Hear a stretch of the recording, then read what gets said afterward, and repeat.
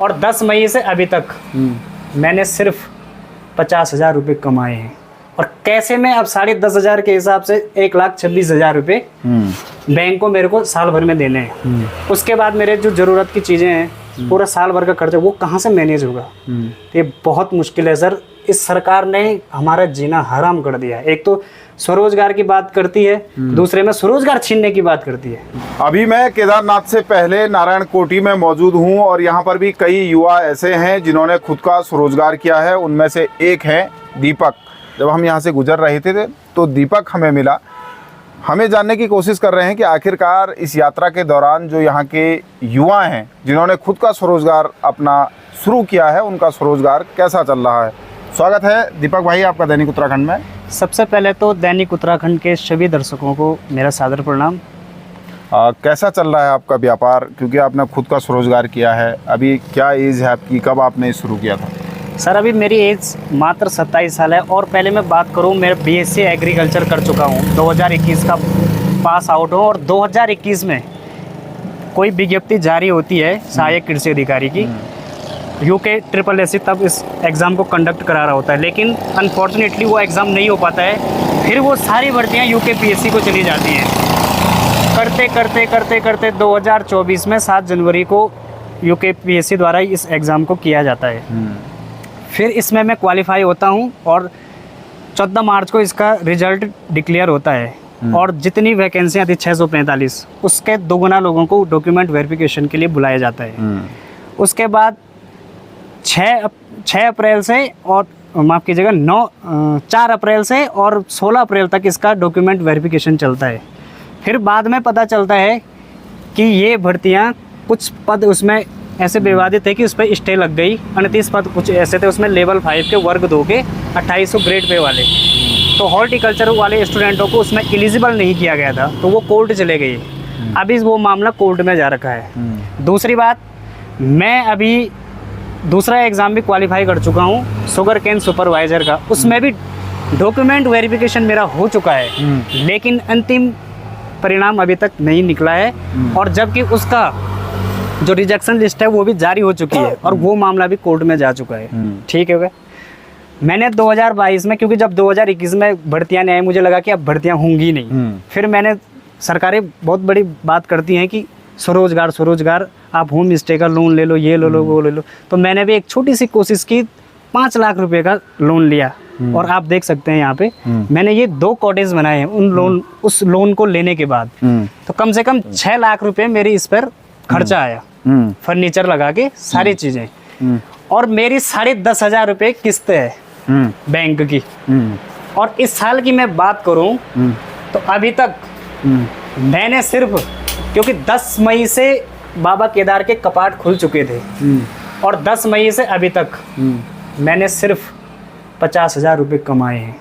और कैसे मैं अब 10,500 के हिसाब से 1,26,000 रुपये बैंक को मेरे को साल भर में देने हैं। उसके बाद मेरे जो ज़रूरत की चीज़ें हैं, पूरा साल भर का खर्चा वो कहाँ से मैनेज होगा? तो ये बहुत मुश्किल है सर। इस सरकार ने हमारा जीना हराम कर दिया है। एक तो स्वरोजगार की बात करती है, दूसरे में स्वरोजगार छीनने की बात करती है। तो घर में बहुत अन्याय है सर। घर में कितने लोग कमाने वाले हैं, क्या क्या करते हैं? आपके पिताजी क्या करते हैं? कितने भाई बहन आप हैं? सर मेरे पापा जी 2 साल पहले एक्सपायर हो चुके हैं। और माता जी तब एक्सपायर हो गई थी जब मैं सिर्फ 2.5 से 3 साल का था। मैंने लाइफ में अभी तक बहुत स्ट्रगल किया है। और ऐसा भी नहीं है कि किसी के बलबूते पर, जो किया है खुद करने की कोशिश की है जी। तो आप घर में अभी फिलहाल कमाने वाले कोई नहीं है, मैं अकेला ही सब चीज़ देख रहा हूँ। अच्छा, तो ऐसा कब लगा आपको कि खुद का स्वरोजगार करना चाहिए, आपको सेटअप लगाना चाहिए? सर जब मैं बोल तो रहा हूँ, जब मैं 2021 में भर्ती वो कैंसिल हो जाती है, जैसे ही मैं ग्रेजुएशन पास आउट होता हूँ BSc एग्रीकल्चर करके, फिर 2 साल तक एग्ज़ाम नहीं होता है। फिर मेरे को लगता है कि यार अब गवर्नमेंट का तो कोई भरोसा नहीं, कब विज्ञप्तियाँ आएंगे, तब तक मैं क्या करूँ। फिर ये स्वरोजगार वाला थोड़ा सा दिमाग में है, तो हालत ये परिणाम आपके सामने है इस बार। तो इसकी वजह क्या मानते हैं आपकी, क्यों नहीं चली इस बार यात्रा? क्योंकि केदारनाथ में सरकार तो कह रही है कि लाखों लोग, रिकॉर्ड तोड़ श्रद्धालु इस बार केदारनाथ पहुंचे हैं। और जितने भी आप लोग रूट के लोग हैं, उनकी क्या स्थिति है? जिस तरीके से आप बता रहे हैं तो दूसरों की भी यही स्थिति होगी। सर बिल्कुल, मेरे जैसे कई लोग हैं, मेरे तो 5-6 लाख का लोन है मेरे ऊपर, लेकिन लोगों ने करोड़ों में ले रखा है, लोगों की सारी बुकिंग कैंसिल हो गई। अब देखिए, मैं आपको छोटा सा बता, आप बोले 10-15 दिन वाकई में यात्रा बहुत अच्छी चली। जो वीडियो वायरल हुई, शायद सरकार ने सोचा होगा कि अब वहाँ जगह नहीं रहने की, क्यों नहीं है, देखो अव्यवस्थाएं क्या है। मैं आपको एक छोटा सा ये बताता हूँ, आप थोड़ा कैमरा मैन को कहूँगा थोड़े, ये देखिए सर, 2017 से जब ये चौड़ीकरण का वो है, सड़क का चौड़ीकरण, लेकिन अभी तक नहीं हुआ है। यहाँ तक चौड़ीकरण हो चुका है और यहाँ से लेकर यहाँ देखिए आप।